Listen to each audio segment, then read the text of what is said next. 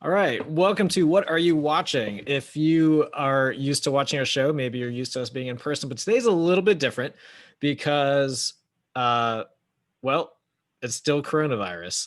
This project was born in the coronavirus, just out of the idea that we're all watching way more TV and movies than we're used to. And we just want to inspire people to maybe think about them, think about what you're watching and learning, and basically how are you putting it through a gospel filter. So that's what Peter Henry, who's over there. It's always so hard to point on Zoom. Like Peter's right there. And I've got you on speaker view, so I don't even know.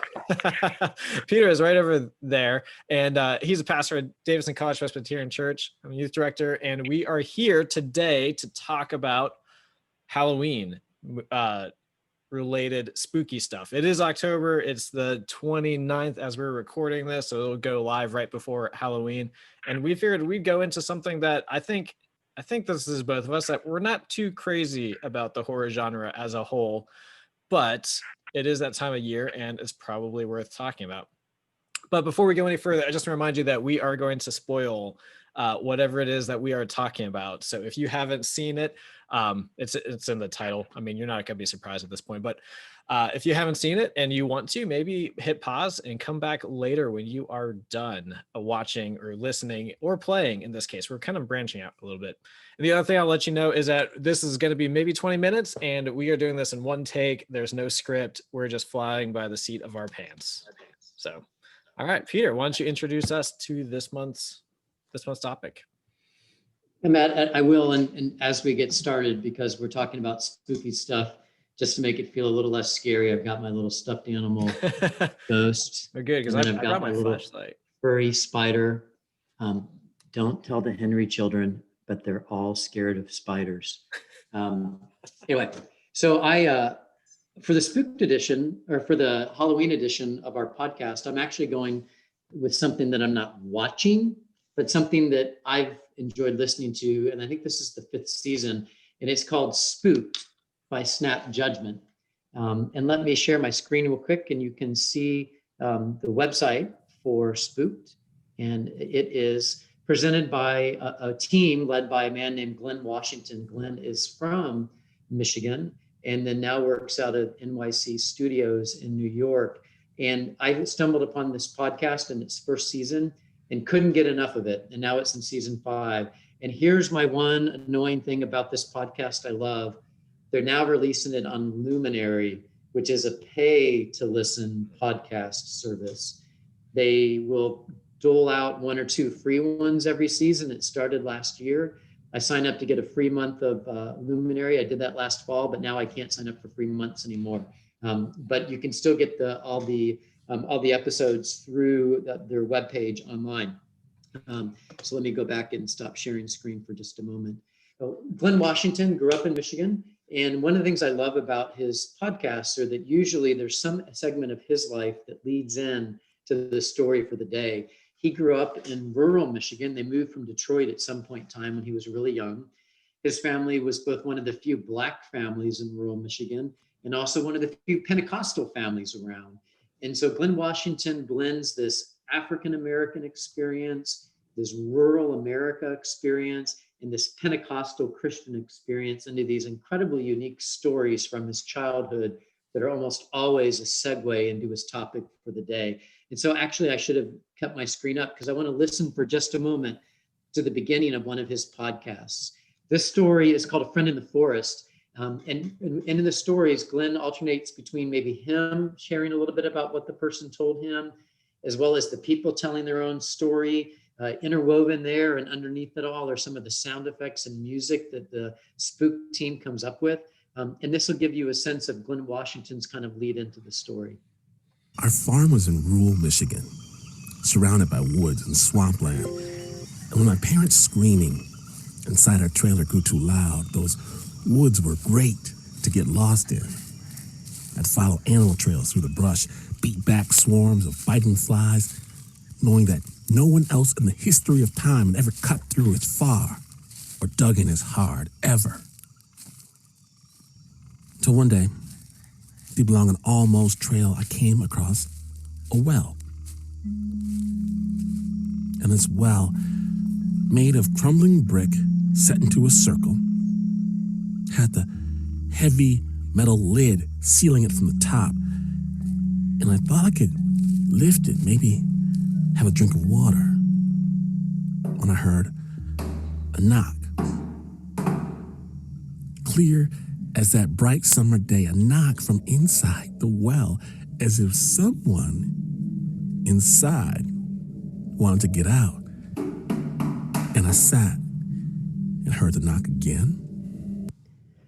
So Matt, one of the, I've heard that introduction and I've heard that whole podcast, and I still get chills every time when I listen to that. I remember coming across an abandoned well near my grandmother's house in Kansas City. And I remember having been told by my parents and by my aunts and uncles, you know, the old well from your grandma's old house is out there in the woods. You stay away from the foundation of that house because the ground may collapse because the well may be rusted and you may fall in. And I always had this fear of falling into the well and dying there. And the idea that there's someone inside that well in Glen Washington's woods. And that leads into his story about this boy who is befriended by, in Ireland, a boy who's befriended by a child who always comes out of the woods and plays with him. But this boy is not of this earth. So one of the things that you should know about Spooked is that these are purportedly true stories told by the people who experience them. Now, I want to give one brief disclaimer, notice, whatever you want to say. There might be some people listening or watching our podcast today or our What Are You Watching episode who may not be comfortable with the idea that their pastor's sitting down and talking about the supernatural and the otherworldly. I get it. Not totally comfortable for me. All I can say are two things. Number one, I've encountered enough people and heard enough stories about people who have experiences that defy explanation that I don't know what to make of them. I've not had the experience of the supernatural. I don't want to have the experience of the supernatural. I don't watch It and all the movies that come out. I never saw The Children of the Corn. I don't read Stephen King. And Spooked is about as close as I get to delving into that area. So that's item number one. I know people might not be comfortable, but there's a lot of stories. I don't know what to make of them. Number two, the Bible has at least one story with a ghost. Now, we could suggest that the worldview of the biblical storytellers is suffused with spirituality and ghosts. And why might we say that? Because even in the stories that don't have ghosts per se, Jesus is coming walking on the water through the storm, and his disciples say, it must be a ghost. And Jesus comes back from the dead in his resurrection, and he says, I'm not a ghost. So that kind of stands in the background. But in the Old Testament, in 1 Samuel 28, King Saul is trying to decide what to do about an upcoming battle and war against the Philistines, even though he always felt troubled by the great prophet Samuel, who's now dead. Saul in 1 Samuel chapter 28 goes to a witch. Matt, get ready for it. He goes to a witch where? At Endor. Not the planet from Return of the Jedi. No, but nonetheless, that name is in the Bible. The witch is at Endor. Saul goes to her and he says, "Is the Lord?" He says this. Saul disguised himself, put on other clothes, and he went to Endor. He and two men with him. They came to the woman, the witch, by night, and he said, "Consult a spirit for me. Bring up the one I want to name to you." The woman said to him, because Saul's in disguise, "Surely you know what King Saul has done, how he's cut off the witches and the wizards from the land. Why then are you laying a snare for my life?" But Saul swore to her, "As the Lord lives, no punishment shall come upon you." Then the woman said, "Whom shall I bring up for you?" And he answered, "Bring up Samuel for me." When the woman saw Samuel, she cried out with a loud voice. And the woman said to Saul, "Why do you deceive me? You are Saul." And the king said to her, "Have no fear. What do you see?" The woman said to Saul, "I see a divine being coming up out of the ground." He said to her, "What is his appearance?" She said, "An old man is coming up. He's wrapped in a robe." So Saul knew that it was Samuel, and he bowed his face to the ground and did obeisance. Then Samuel said to Saul, "Why have you disturbed me by bringing me up?" I'm willing to wager that nobody listening to this story right now has ever heard their preacher preach on 1 Samuel chapter 28 and the witch at Endor, unless they came out of some sort of fundamentalist background where the preacher was saying, don't go trick-or-treating, don't dress up on Halloween. That's too close to being with witches and with spirits and mediums. So Matt, there you go. I love Spooked by Snap Judgment. I don't know what to make of that snatch of experience in life that people have, but I know there's at least one biblical story that bears some familiarity with some of the stories that come out of Spooked. So that's what I'm listening to, not what I'm watching, but what I'm listening to. Yeah, I'm kind of with you where I don't know what to think about ghosts and all that, but I think if there is a supernatural realm and we believe there is, that I mean there should be things that we don't understand or can't quite comprehend. I mean that kind of goes together. So and Matt, maybe I'll leave you with two other small stories. One of which is that my friends in Malawi, Africa, I remember one time I was there in the mid 90s and they said, Peter, you need to know something about coming to Africa. You probably don't believe in spirits and demons and things like that. Most folks coming from North America don't. But you need to know one thing, which is that we believe, and that here in Africa, at least in Malawi, in their experience, if you are going to connect to people spiritually, you need to treat seriously their belief in the spiritual world. So that's always stuck with me. And the other thing is that at my last church I served, the high schoolers who had been at lock-ins would tell me that there was a little girl holding crayons in the building who would come out at night during lock-ins. She would roam the children's wing. And so I have to admit to you, ever since I heard that story, whenever I'd stay at the church late and I'd leave the parking lot, the children's wing was to my left and I would never look in the windows. The church could have been on fire, man. There could have been someone needing help, but I would not look in these windows. I had no interest in seeing some little face with crayons looking out the window late at night. So there we go. Absolutely. That's what I'm listening to. What are you watching? Yeah, so this is the episode where we start pushing our media bounds a little bit. So back in July in the summer, I started playing a video game. I'm not a big gaming person, but we got a new computer because Ellie needed it for Zoom. That's really what was going on there. And I got this game from 2014 called Alien Isolation, which is in the Alien franchise. Ellen Ripley and the crew of the Nostromo in the first movie, and this follows the kind of the continuing adventures of Ellen Ripley's daughter, Amanda. And so Amanda, if you're familiar with the events of the first movie, basically to sum it up, hey, there's a crew of a ship. They find an alien ship. They accidentally find aliens. It doesn't go well. That's, kind of the basis. And so this game kind of picks up with Amanda Ripley trying to find the flight recorder from Ellen Ripley's ship. And it takes her to a space station that's being decommissioned and kind of like the far reaches of space. And when she gets there, believe it or not, there's an alien. And so society and the space station has completely devolved. It's gone into chaos. But Amanda doesn't exactly know what's going on. Like we all know what's going on, but she doesn't. And but she's still just trying to get off the space station alive. And so there's kind of two things. Like I've never played really a game like this before, and kind of like you, like horror is not my favorite genre.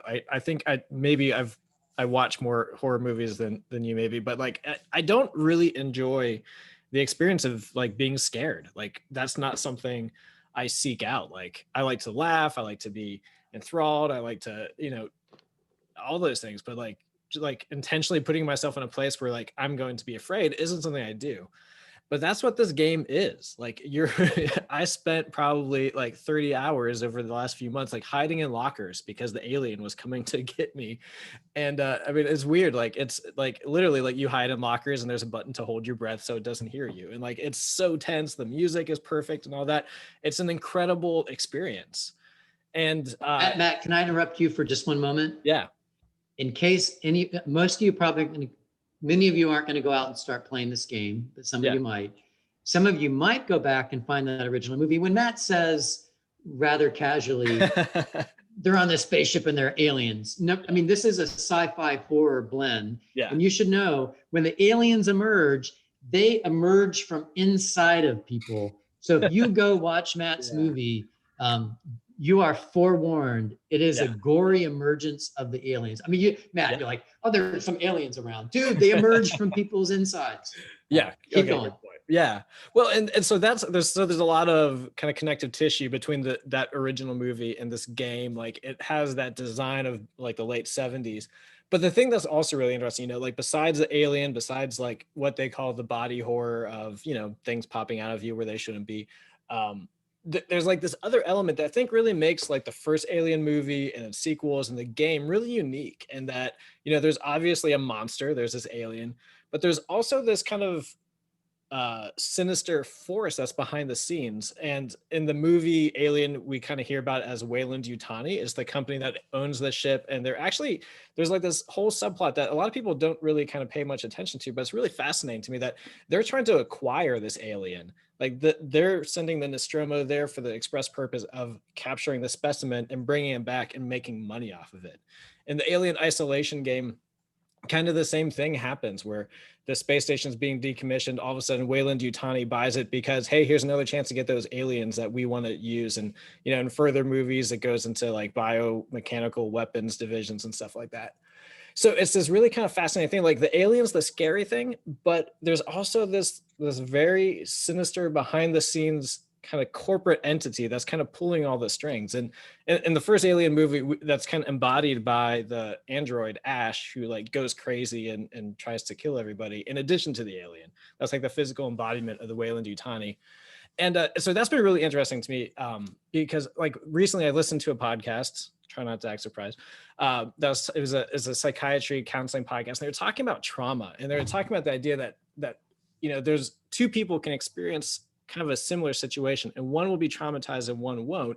They both have an incredibly difficult experience, but what really separates why someone's traumatized and why someone isn't is if the people who could have helped did.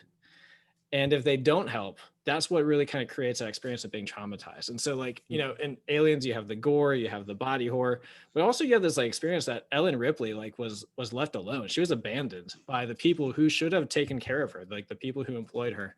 And that's all through the Aliens franchise. And, even though it came out 40 years ago, it's still a very real theme for us today. And so that kind of brings me to, oh, there's that knocking. Except it's on my door, not the well. So that brings me to the scripture that I wanted to take a look at, which is Ephesians 6:12. So this is the Apostle Paul writing to the church in Ephesus. And he says, "For our struggle is not against flesh and blood, but against the rulers, against the authorities, against the powers of this dark world, and against the spiritual forces of evil in the heavenly realms." And I don't know if you are familiar with Tim Mackey from the Bible Project, but I recently ran across a video that he did talking about this verse. And he did such a great job of explaining it. And the one thing he said that really caught my eye or caught my ear is that the real enemy is never another human. It's instead the power behind the rulers and the authorities, whether that's institutions or governments or economies. And as people, we tend to get in these groups and we exalt our self-made values. In this case, it's money, it's greed.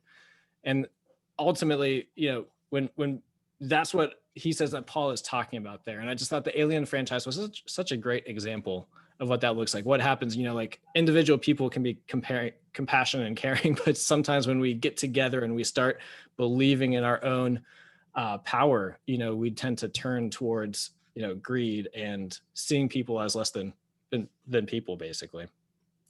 So, Matt, I'm curious, when we think of, because that I'd forgotten that Ephesians passage, and I have to admit, as much as I really enjoy listening to Spooked and those true stories, and as much as say I don't know what to make of people's stories of the supernatural, including a minister from my class in seminary who in his first church lived in what he claimed was a haunted manse. That's a whole nother story. I have to admit, I'm someone who doesn't really believe in evil with a capital E. Like that Ephesians passage is one that I'm not quite sure what to make of, because and maybe it's just too easy for me to say that's not been my experience, therefore I don't believe in it, but scripture certainly gives credence to that. So I just want to throw that out. For me, that's, and what I don't, I know there are some folks who say, hey, if you spend any time and energy on evil or the occult or the supernatural, you're building them up by giving them any attention. I don't know that I say it quite like that. What I say to people is, bottom line is, I've got enough to do to figure out what Jesus wants me to do and understand him and his call in my life, that if I spend too much time talking about the devil, spirits, whatever, that's distracting me from my primary purpose. So, I'm curious for you what to make of that particular line about the the spirit or force of evil in the world from the Yeah, Ephesians. I don't know. The Tim Mackey video, I'll post a link to it because I think it's a really great video. And um, I don't know if what Paul is talking about there is any more supernatural than our own fallen nature. Mhm. I'm not sure. I think that's one way to kind of interpret that. I think there's also I think the easier kind of maybe on the face interpretation is like conscious spiritual forces, like the demons or whatever. But I agree with what you're saying, though. I think there's a C.S. Lewis quote, and I'm going to paraphrase it, but not quote. He said, like there's two errors when it comes to kind of the supernatural, and like it's seeing it nowhere and seeing it everywhere. Yeah, true. And I think that's kind of where I land. Yeah, and similar to what you were saying a moment ago about that passage, I mean, I don't think I believe with an evil with a capital E, but I believe that there are lots of evils and that people can act evilly. I mean, I think that when you talk about our fallen nature, I think human beings make a lot of evil decisions and choices and do evil things all the time. I don't know that I believe that there's an animating force behind that. It's human beings who are fallen and sinful choosing to do evil things. Another quick question for you, Matt. Why do you think we love, not we, but why do you think human beings like to tell ghost stories? And why is the horror genre, I think we talked about this in a previous show, but it is year round. Like if you go to iTunes trailers, there are horror movies being released all year long. Why is it? And even we even make fun of it with the Geico commercial. There's a couple good ones. No, let's hide over there behind the chainsaws hanging up. Why do we like to be scared? I think it's a great, I think that's a great question. And it might even be related to what we were just talking about. The fact that, that everybody has a sense that there is something wrong in the world, whether that's internal to us or external to us. Like we have a sense that like people do things they shouldn't do. There are things that are kind of go beyond anything we can imagine that are real world stories. And so I wonder if, by telling scary stories to each other, if that's a way that we're just trying to make sense of like, what is evil? Like, what is that? Like, where does it come from? And maybe kind of, and this is veering off a little bit, but like why does it thrill us? Yeah. And why does it thrill us? And why do we want to pull people into the thrill, whether they want to or not? Did you have the experience of being forced to listen to ghost stories at Boy Scout camp or church camp? Yeah, I was just reminded of, I think it was like 25 years ago that the Indians were in the World Series. And I remember like that night I was at a friend's birthday party at a haunted house, not wanting to be there at all. Yeah. And I remember, right. I definitely remember some stories at Boy Scout and church camp. And like one of them now looking back, I mean, I learned it, the story I remember hearing at church camp in Northeast Georgia. And looking back now, the story has incredible shades of racism. But what I remember as a child is being frightened to death and not being able to sleep the whole night long in my tent at church camp, no less. Yeah. Because of a ghost story that I heard. Yeah. Well, everybody, we try and do one take about 20 minutes long, and we're about there. We want to say thank you for joining us again for What Are You Watching, Listening, Playing. Matt was the one who got us back together. We obviously got a little busier as the fall ratcheted back up for us. So one of the things Matt and I are going to try and do is reconvene at various times, either when we can pull our head up from the primary things that we're called to do at the church, or when there just seem to be special occasions like Halloween. We're thinking maybe we'll do a holiday edition, maybe between Thanksgiving and Christmas, to talk about what are we watching or what are we listening to then. In the meantime, we're so glad you joined us. From Peter Henry, thank you. And from Matt Wiggins, thank you as well. Absolutely. Any final words, Matt? Have a good Halloween. Stay safe out there and check under your bed. Great. All right. Thank you.